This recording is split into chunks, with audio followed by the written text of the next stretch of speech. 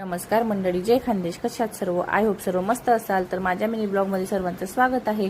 तर आम्ही जात होतो संभाजीनगरमधील वेरूळ इथं घुणेश्वर ज्योतिर्लिंगाला. तर हे तीर्थक्षेत्र आहे. 12 ज्योतिर्लिंगपैकी हे 12वं ज्योतिर्लिंग आहे. तर आकाश, मी, आई, पप्पा जात होते. ताई आणि दादा नाही आले, चिमीला सुट्टी नव्हती शाळेत. तर मंदिरात आलो. तर आज मंगळवार तरी पण खूप गर्दी होती मंदिरामध्ये. तर पूजा वगैरे घेतली.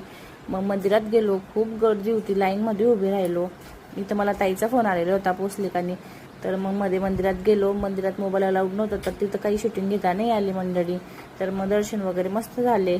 मग आता आम्ही आलो बाहेर, थोडा प्रसाद वगैरे खाल्ला.